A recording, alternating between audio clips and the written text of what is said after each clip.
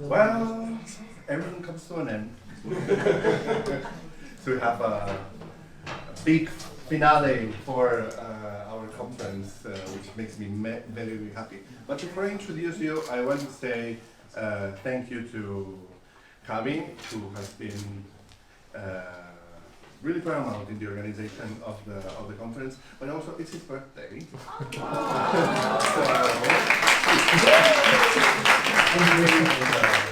So thank you for spending this birthday celebrating queerness with us.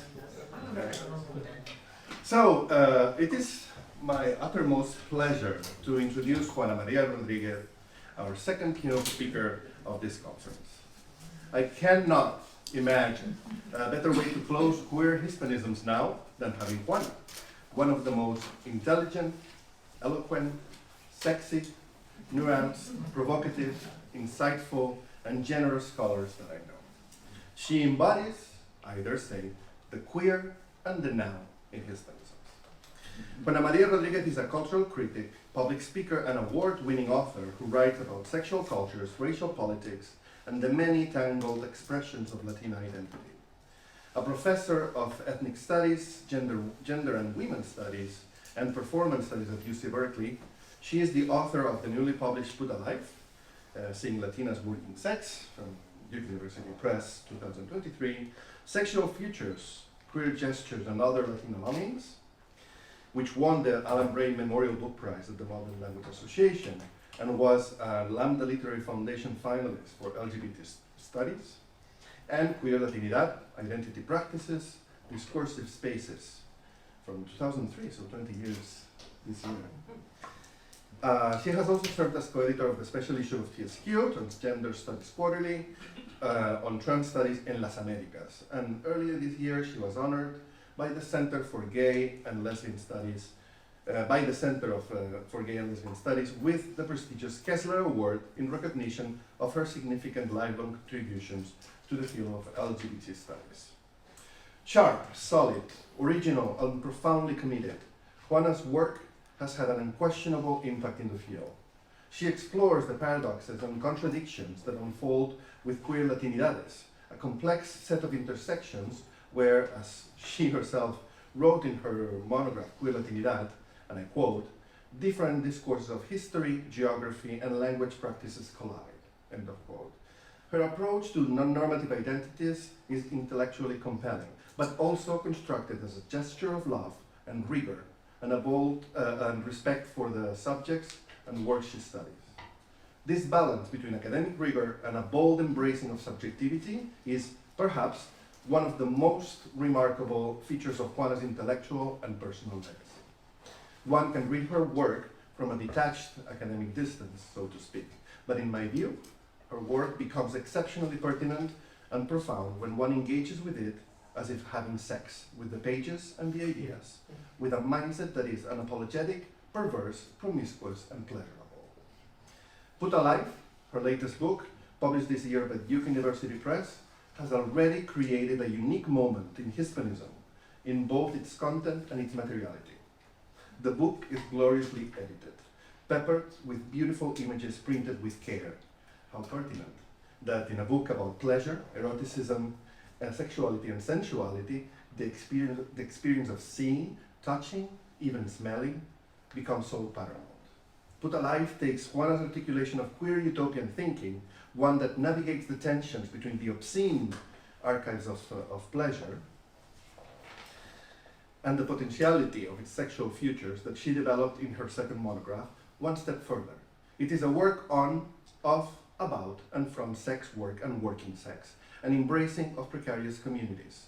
A work that unfolds the fascinating and complicated nuances of Buddha epistemologies, a concept that traverses languages, cultures, aesthetics, and attributes. This is a book that constitutes a profoundly ethical gesture in its creation of a prolific archive of images and stories, but also one that takes into account the right to opacity, as she quotes it, the right to stay away, to not being shown. Juana's academic and personal integrity, her sustained sense of commitment, her fearless presence, and her intellectual brilliance is a gift to many of us. Allow me to read from the introduction of Put Alive, a moment in which she embraces that subjective positioning within her academic and personal desires. I quote, "You have seen me on your campus, lecturing about cyberslugs, sodomites, sexual futures, or puta life, fulfilling or not your expectations of what a puta with a PhD and a government job might look and sound like. In fact, as an academic who has created a reputation for herself as a scholar of sexuality, I have been rewarded in unexpected ways for writing explicitly about my own erotic archive, even as I have no doubt also been dismissed or excluded from other opportunities. These too are forms of sex work and ways of working sex, pleasurable, profitable, and dangerous in different ways and to different degrees. In one of our recent conversations, Juana told me that she did not know if Cambridge, and perhaps the academic world in general, was ready for these debates. Now that queer theory is comfortably occupying a central space within academia, even queer scholars have decided to leave sex and pleasure out of the conversation. Sex can often be seen as a burden. A few days ago, I actually published an article called Cuartos Oscuros, Barras de Bar, Pistas de Baile, y otras utopías queer en el teatro español contemporáneo, and part of me actually wondered how some would receive my ethical pondering of anonymous sex. In this regard, and many others, Juana has been an extraordinary source of inspiration, both intellectually and personally. So thank you for being such an inspiration for unapologetically queering things up. Juana, the floor is yours.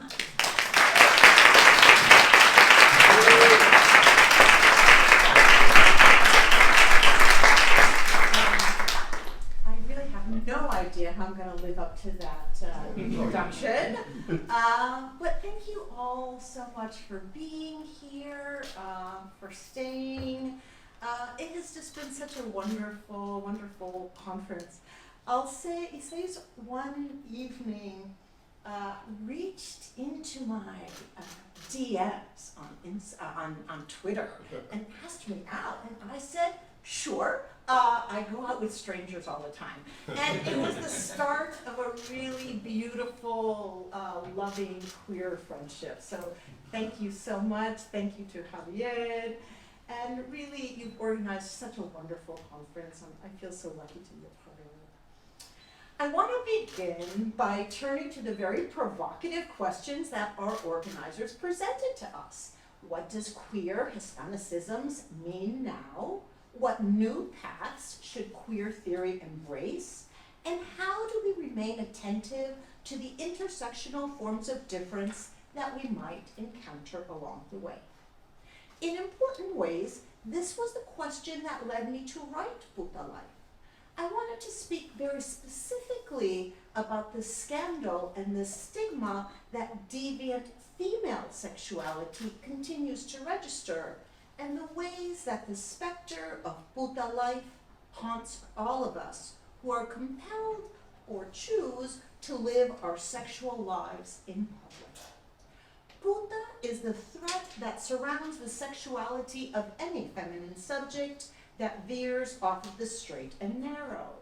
As queers, we know that sexual stigma intimately, and many of us remember the years before gay marriage and pride flags on college campuses, when you could lose your job, lose your family, where the threat of public shame and criminalization shaped how we were able to move in the world. Some of us still live with that shame. That threat of sexual shame and violence continues to define the life of so many sex workers today. Irving Goffman reminds us that stigma is primarily a visual phenomenon. Visuality is what binds the social stigma of sexual deviance onto the body of the sex worker. But it also allows all of us who fall under the scrutinizing gaze of moral judgment to become suspect carriers of the moral deficiencies that putas are said to possess. As a scholar of racialized gender and sexuality, I wanted to write a book that would pay homage to the sex worker communities that formed me as a young person and as a sexual subject. I wanted to intervene in contemporary political feminism feminist debates happening in Spain and elsewhere that advocate for the abolishing of sex work instead of abolishing the criminalization and stigma that surrounds it. And mostly, I wanted more queers to see how issues related to bodily autonomy, these issues in sex work, have very important implications for access to abortion, access to gender-affirming care, as well as our ability to engage in consensual BDSM, to engage in drug use, for example. But I'm a humanist. So what Puta Life offers are faces and stories about sexual labor, queer lives on the margin, and the effective traces left behind. What does it mean to be the visual target of so much fantasy and speculation? How does it feel to live a sexual life in public, to be seen and assumed known? Theoretically, this work is poised between Saidiya Hartman's idea of critical fabulation, her desire to represent more than what is written in the archives of dominance, and Caribbean scholar Edouard Glissant's right to opacity, which refuses the colonial insistence on transparency and disclosure. Therefore, my task throughout this project has been to navigate the space between my own authorial desires for connection and the chasms of unknowing that haunt any encounter with alterity. I begin with photography scholar Alan Sekula's keen insight that every work of photographic art has its lurking objective inverse in the archives of the police. In 1865, Maximilian I, Archduke of Austria, the first and only monarch of the Second Mexican Empire, pictured here with his lovely wife Carlota, arriving in Mexico City. He established a public policy aimed at regulating sexual commerce. Following a practice first established in France, he created something called Registro de Mujeres Públicas de la Ciudad de México. That legislation required sex workers to register with the state, pay monthly quotas, and undergo medical exams in order to receive a passbook that would grant them a license to work. As a biopolitical bureaucratic record, it kept track of when they changed brothels, when they were arrested, when they went to the hospital, and when they died. But what made the new bureaucracy particularly pernicious was that now the state required something else, a photograph, a visual replica of each woman's face pasted into a single bound folio. Registro de Mujeres Públicas. So this is a photograph of that book that I visited at Mexican Institute of Public Health in Cuernavaca. This page, as random as any other, is a page of Dolores. 3 of the 6 women are named Dolores. Already in this image, we see that Micaela Martinez on the top has disappeared. In the top right corner, where her photograph should appear, we see that the image has been purposefully lifted out of the archival record by whoever had the access, audacity, or means. And I imagine someone in there sort of perhaps recognizing, maybe it was his abuela or something.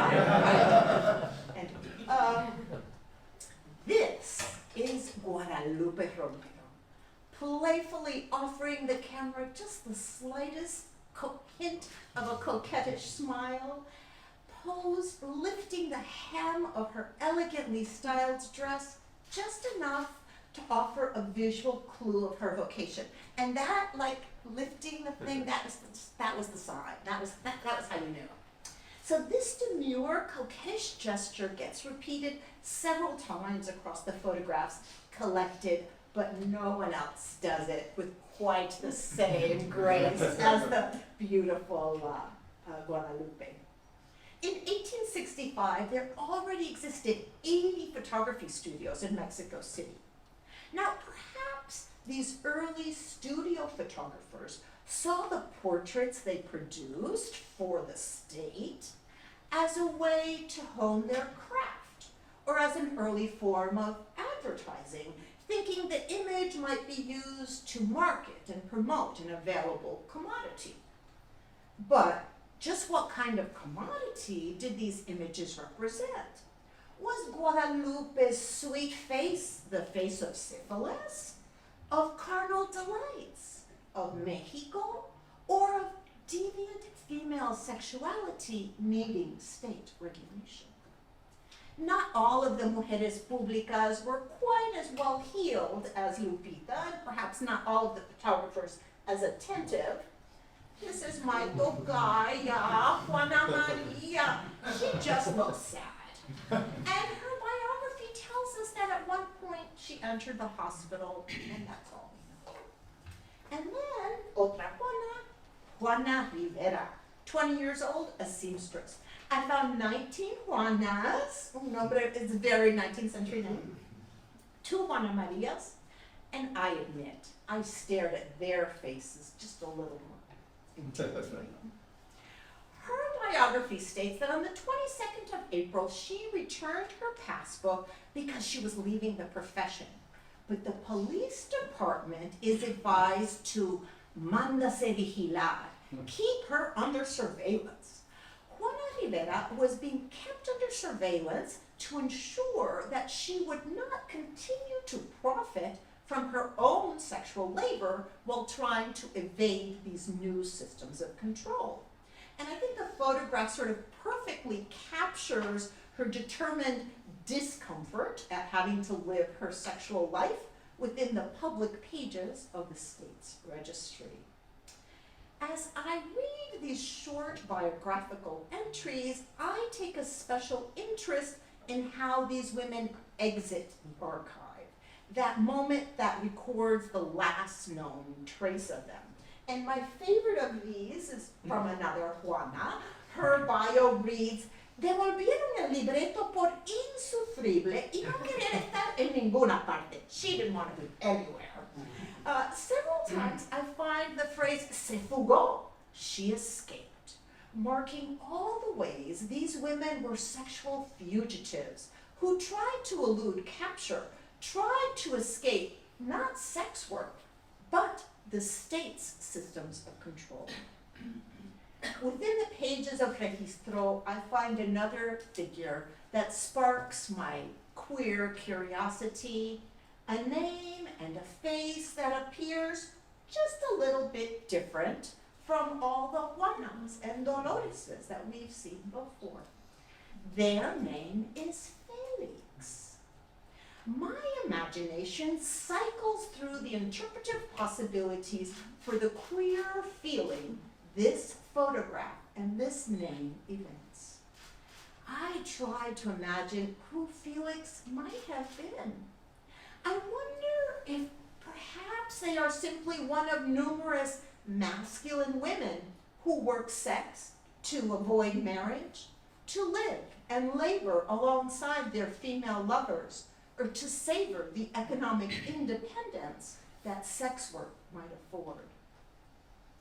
As I continue to stare at this photograph, my eye settles on the stain, the punctum, the open wound where the surface of the photograph has been scratched away. Their wide, dark hand rests gently next to that spot, touching it tenderly. I, too, wish to touch the open wounds these archives pry open, to lovingly tend for the lives held within these bounded pages. And then I discovered something that might suggest my queer fabulations might not have been so fantastical after all.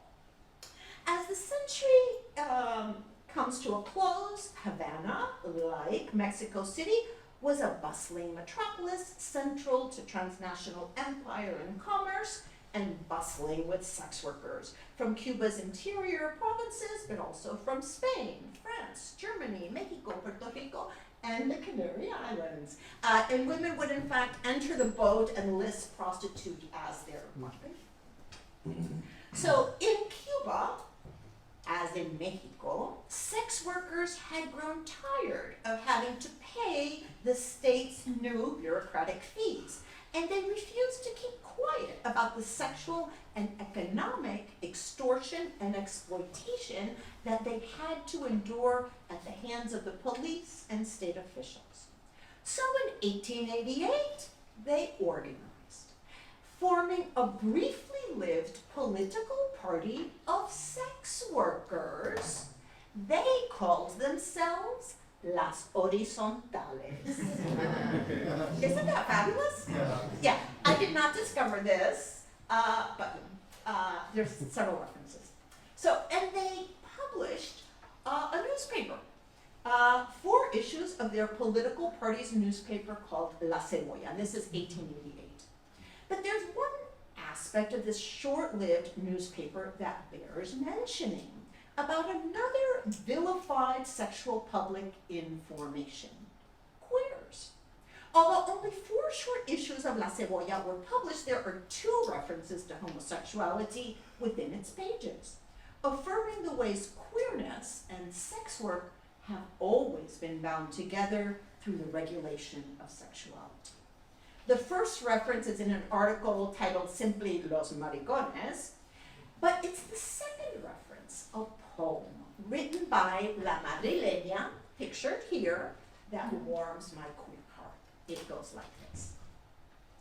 La gachi que yo camelo, si el alcalde la multará, le cortaba el traguero, aunque a Ceuta me mandará.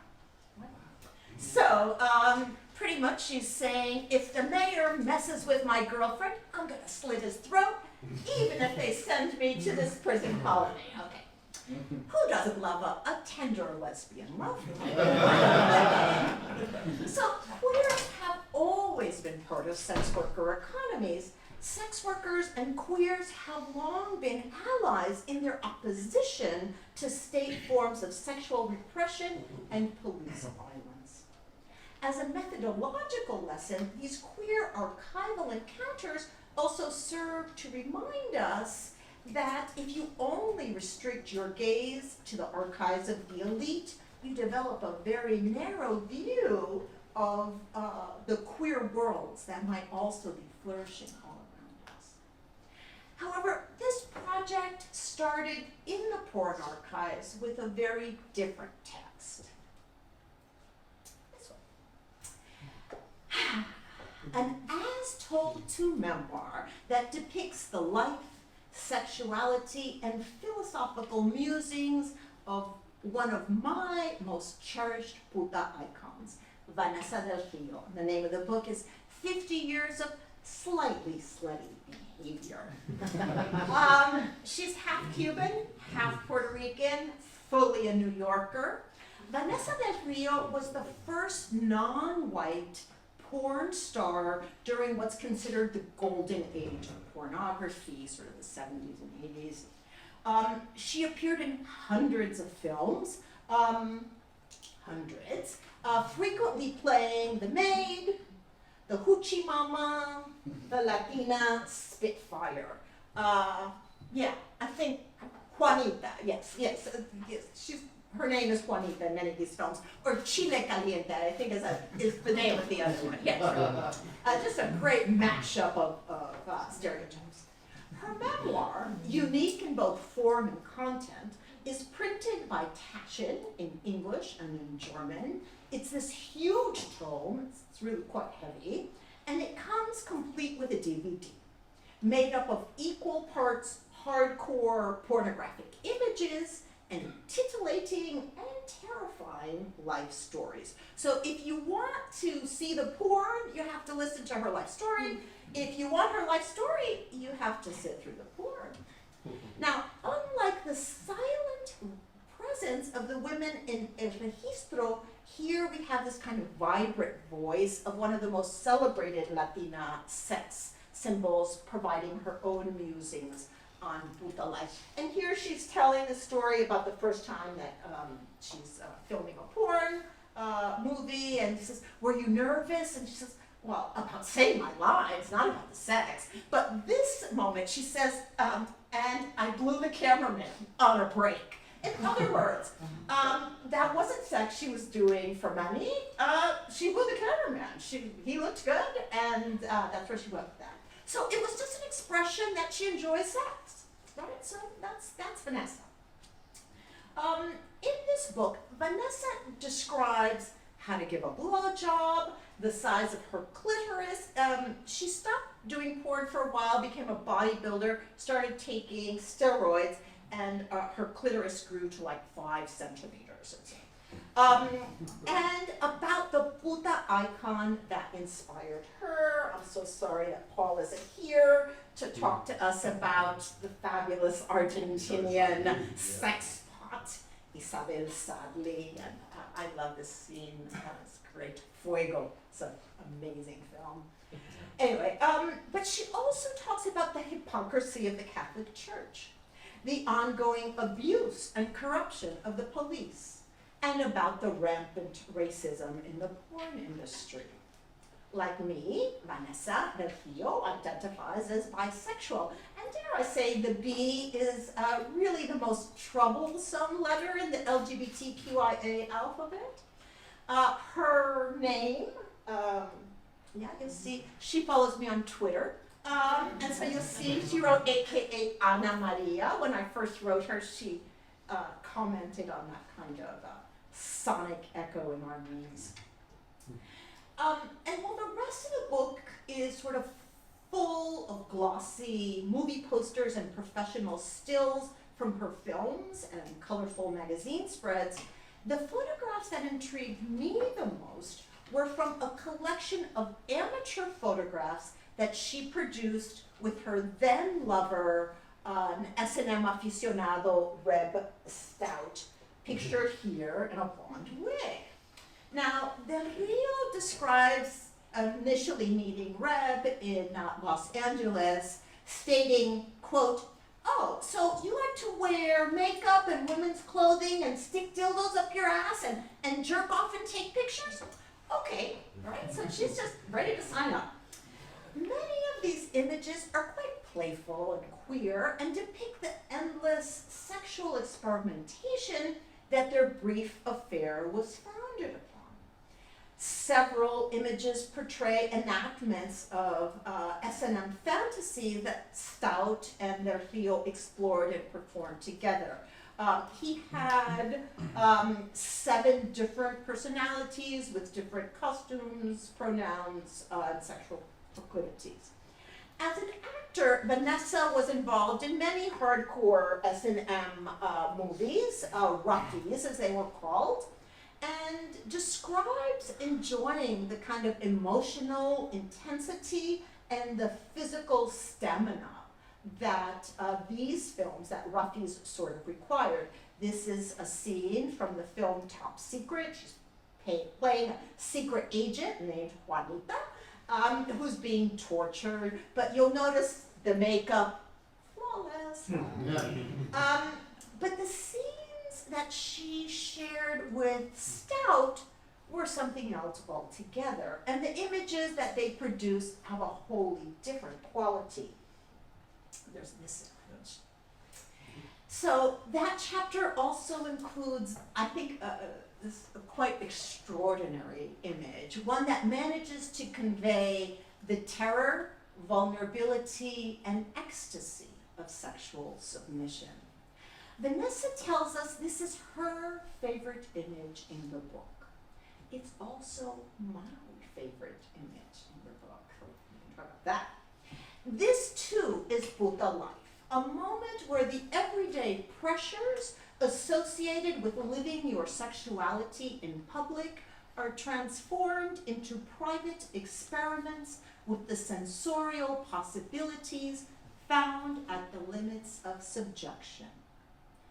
That an aging Latina porn star might offer us alternative understandings of the workings of female sexuality and pleasure requires us to wrestle with the ability of speaking subjects to narrate their own complex realities even and especially when their interpretations unsettle the pre-existing assumptions we might wish to impose.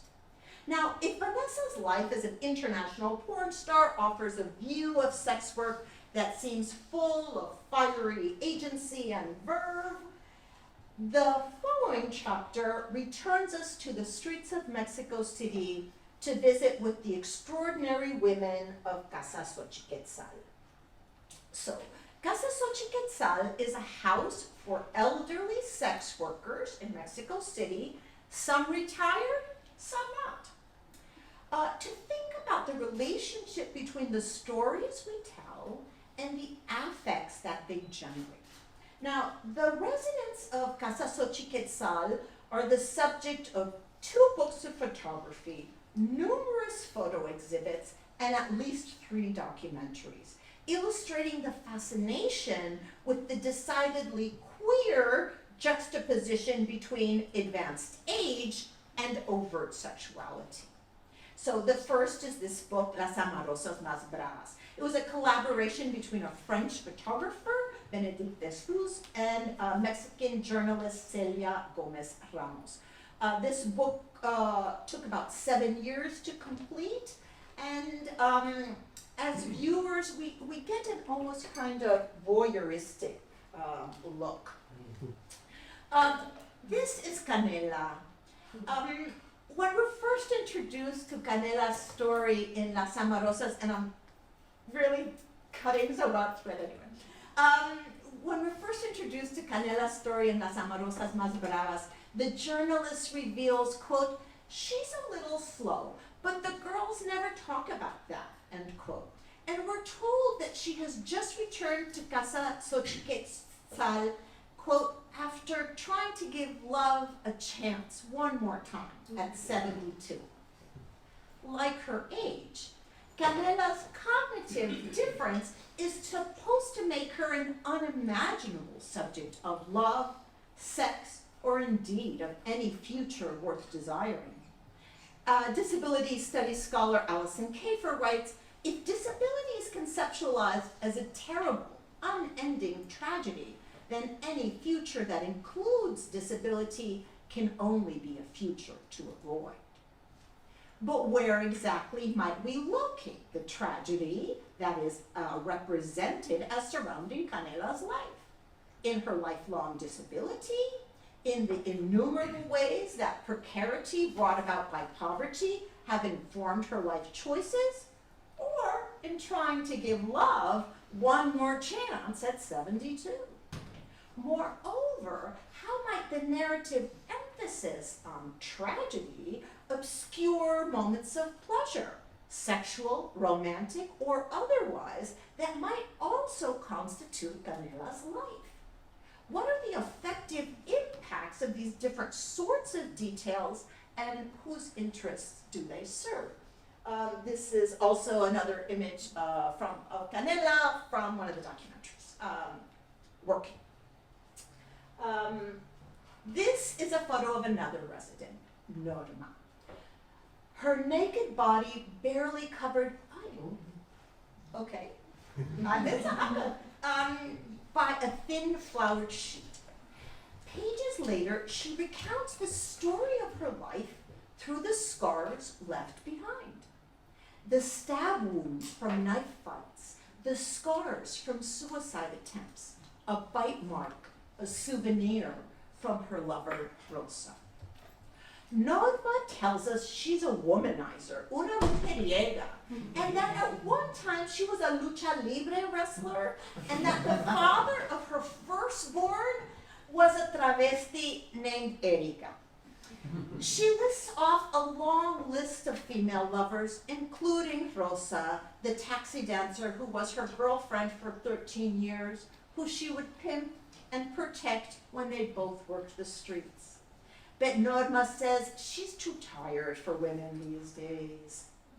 There's also a second book of photography about the same house, also pairs a foreign photographer and a Mexican journalist. This is British photographer Malcolm Venville, and his book is The Women of Casa X. that again includes photographs with these very short sort of testimonial personal narratives, these done by another Mexican journalist, Amanda de la Rosa. This book was produced within a single month and frequently features the women in various states of undress, unsettling the conventions about erotic photography. And yeah, I love this pairing, right? So this is Sophia, as you might encounter her in the market, right? And then, you know, how she's posing for Van Belle. And I read these, Van Belle doesn't state this directly, but I suspect that he paid his models. And so part of how I'm reading these images is I'm reading them as the result of the sexual labor that they share, their kind of sexual time together. In these biographical excerpts, these women talk about their lives, including the violence, exploitation, and abuse that they've suffered. But what their stories make abundantly clear is that for all of these women, the harms associated with sex work cannot be separated from the violence of patriarchy, global capitalism, the church, the state, the police, the family. In that chapter, I contrast these books, one which emphasizes journalistic veracity and the other which emphasizes aesthetics, with the three documentaries. This one, oh, I love this picture as well. She tells this just heartbreaking story of working the cantinas at 13, alcoholic parents. Most of these women were sexually abused in their families. Okay, this is the film La Muñeca Fea by George Reyes and Claudia Lopez. Yes, so, try to remember her name, Reina, this is Reina. Yes, one of the women in Casa Xochiquetzal. Again, not necessarily what we think of when we think of what a sex worker looks like, right? And I contrast these different forms of documents about this house with a really delightful film by a Mexican photographer and filmmaker, Maya Goded, that registers a wholly different energy. Not of misery and despair, although that does come through, but about the felt force of femme friendship. In the scene, they're working La Plaza, and one of them says, oh, she sees her client over there, she's okay, and now he's gonna see what I can do with my little finger, right? So they're just cracking up, talking about their clients. They're at work, they're trying to pass the time.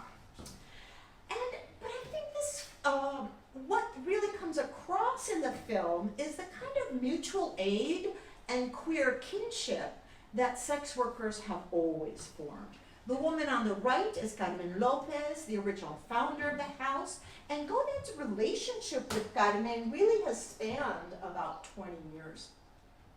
Godin helped Carmen activate the local feminist community in Mexico to raise funds for the house.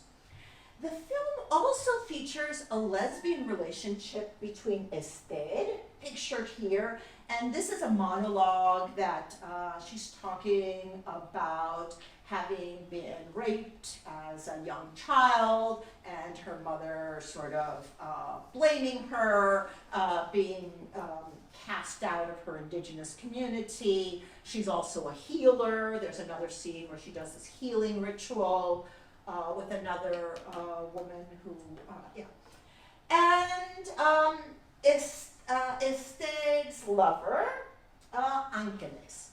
So in one scene, Esther delivers this really touching monologue. Cuando estamos solas, nos amamos intensamente. Desde donde somos, desde quienes somos. In many ways, the monologue feels entirely scripted by Esther and delivered to Godin for the audience's benefit, intended to deliver a kind of powerful message about what is unseen in the lives of these women. But thankfully, neither Godet nor Ested seemed particularly interested in peddling a romantic narrative about idealized lesbian relationships. In a later scene, the couple are playfully bickering over money and drugs, and Ested positions herself directly in front of Godet's camera while Angeles is getting dressed in the back to tell us what their lover's squabble was really about. Ayer me pegó, se robó mi dinero y después terminamos cogiendo. She hit me, she stole my money, and then we ended up fucking.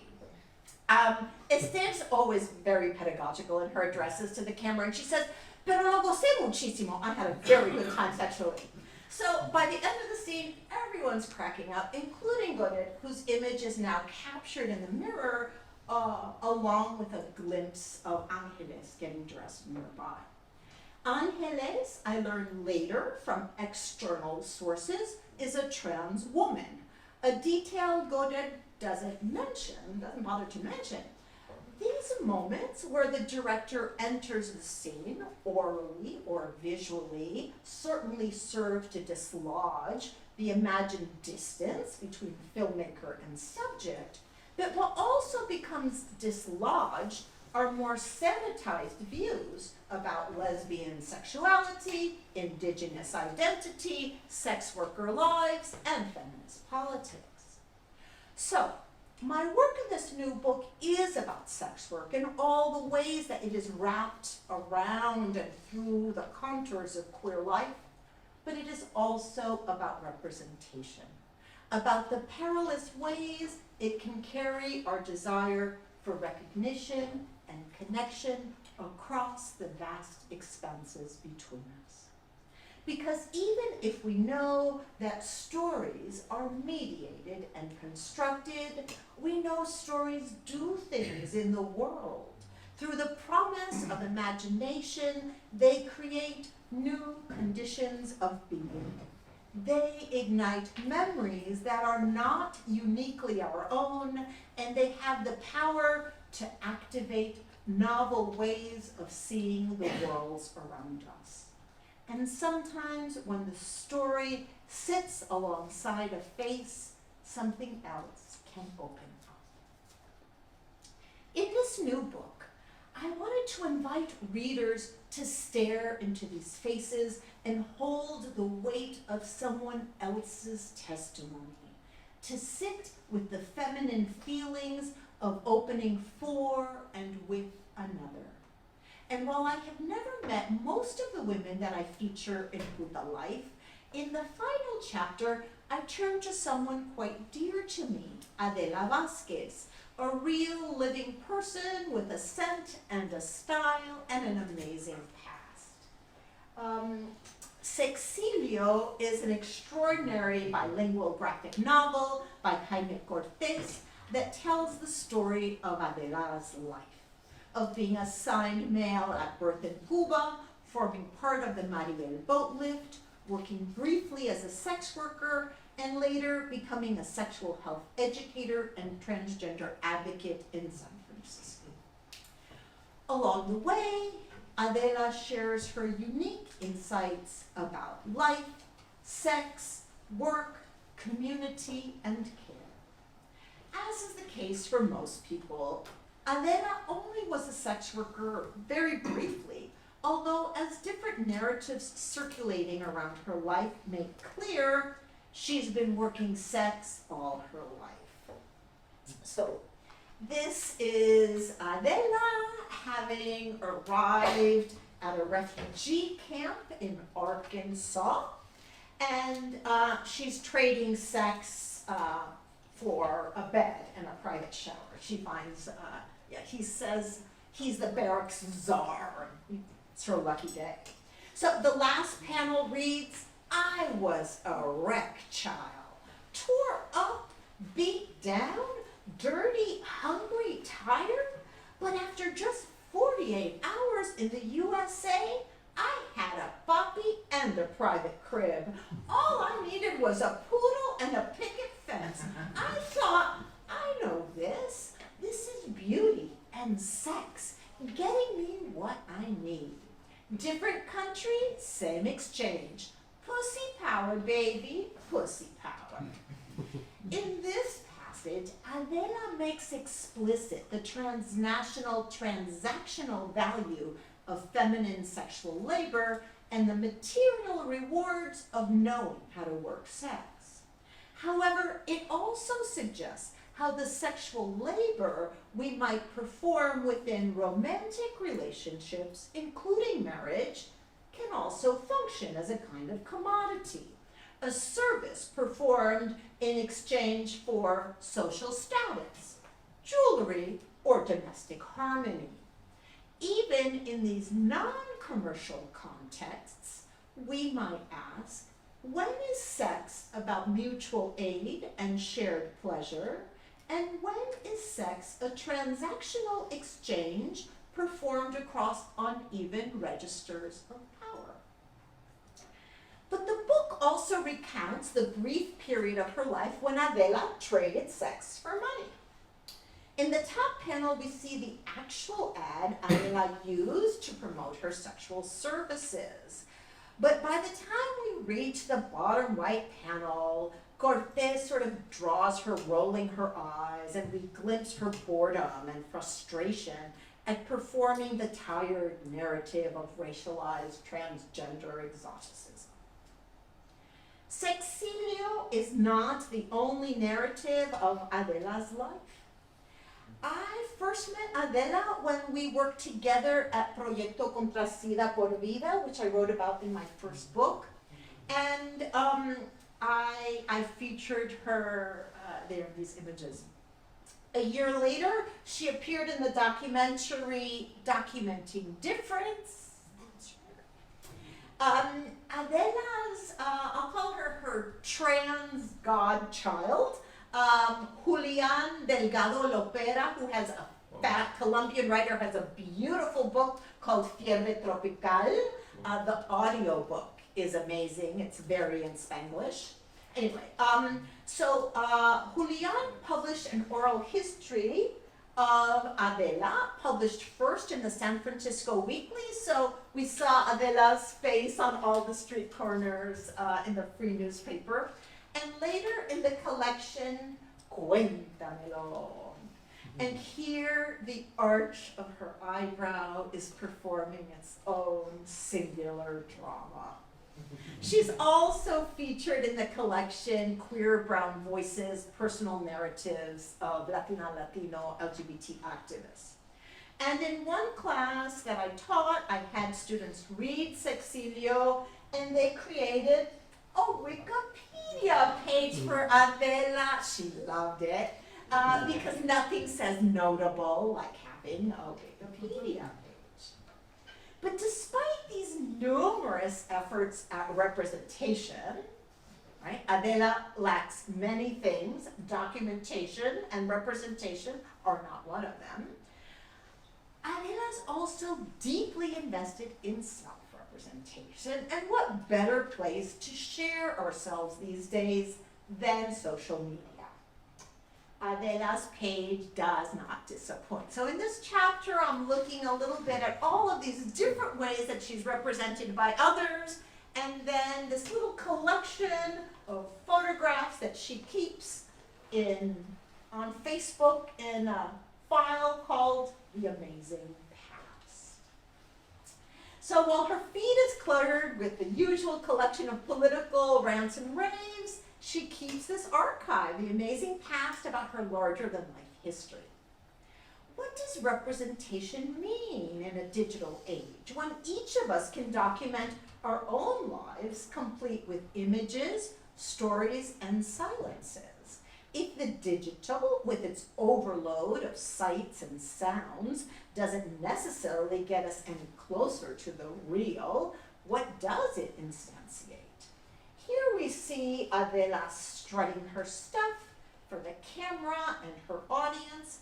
This is Esta Noche, a broke-down, dive, queer Latino bar in San Francisco. It was the last queer Latino bar to close in San Francisco. It's no longer there. In her book, queen for a day, Marcia Ochoa, another queer child of Proyectos Diasporic Village. The other queer child of Proyectos Diasporic Village is Alejandra Desfruz, who wrote a beautiful book, Crucé la Frontera en Tacones. Crucé la Frontera en Tacones. Also came out of Proyecto Contrasida. But Marcia Ochoa writes, glamour allows its practitioners to conjure a contingent space of being and belonging, capable of producing social legibility, intimate power, and potentially physical survival in a hostile environment. Here is Adela giving glamour and beauty for the ages. I love this picture so much. In this Facebook folder, some images, like this one, have been digitized, others manipulated, some taken, they had to be scanned to be entered into the archive. Some include captions, all added through the hazy, gauze of memory. All of these efforts at curating her life visually serve as a testament to her impulse to give her memories material substance, even if that substance is digital. Yet, even in the presence of the biographical subject, even if Adela were here with us now, even if she was here representing herself, would we really know her? No, not completely. And that is as it should be.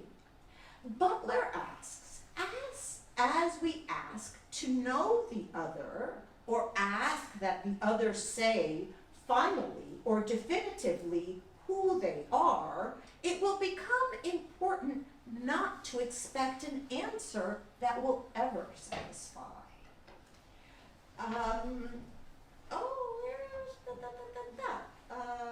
Yes, by not pursuing satisfaction and letting the question remain open, even enduring, we let the other live, since life might be understood as precisely that which exceeds any account we may try to give of it. Rather than the foreclosing of interpretation and possibility, Butler is asking that we endure in the openness of social relations that opacity might allow. Let me conclude by sharing another photograph from Facebook. A candid photograph of Adela working from her days as an outreach coordinator at Proyecto Contrasida, smiling at whoever stopped by with a camera to interrupt her day.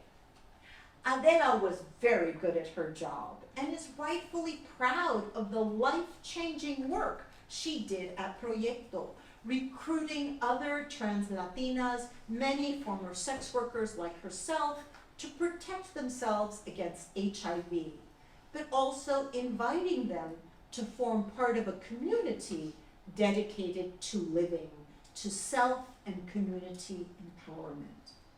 But this photo of Adela also makes another point undeniably clear.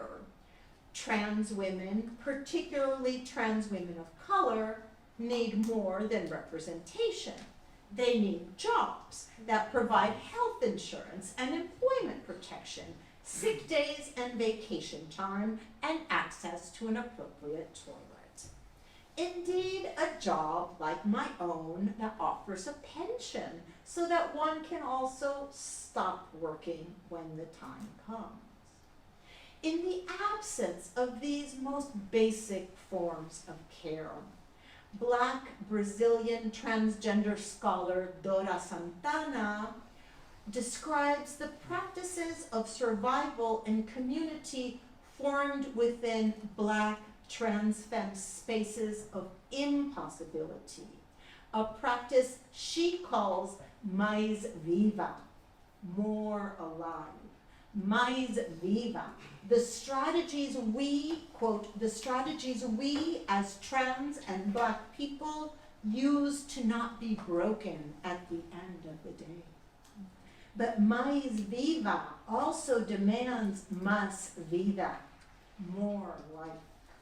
Last year, for Transgender Day of Remembrance, it was reported that in 2022 was the deadliest year for transgender people. 375 trans people were murdered, 9 out of 10 were trans women, over half were sex workers, the majority racialized minorities or migrants. Santana's invocation of Mais Viva also serves to remind us that survival is always more than protection from physical harm. It is about attending to the weight of a world intent on denying the beauty of your humanity and the psychic scars that stigma leaves behind. Adela is unemployed now. The nonprofit jobs have run dry or been taken over by a bright new crew of young queer and trans activists, your students and mine, that know how to speak the new lingo. Gentrification, spurred in part by tech sectors like Facebook, have made San Francisco unaffordable, and the influx of privileged whiteness has made it unlivable. Adela tried to leave. She went to Florida, but had to come back, we can imagine why. To San Francisco, to an uncertain future in a city that seems to have no place for her. Perhaps for now, the place of glamour in Adela's life, the contingent space of being and belonging, is Facebook. Perhaps sex stops working. But the elsewhere of youth and the memory of sexual futures that could have been inhabits the images she keeps there, even as the strain and heartbreak of living remain out of sight. Rather than produce knowledge about the other, the archives that surround Puta life ask that we linger in the affective traces that stories and images leave behind. They call on us to dwell in the uncertainty of seeing, sensing, and feeling, but they also call upon all of us to make Mais Vida, more life, possible for all of us. Thank you so much.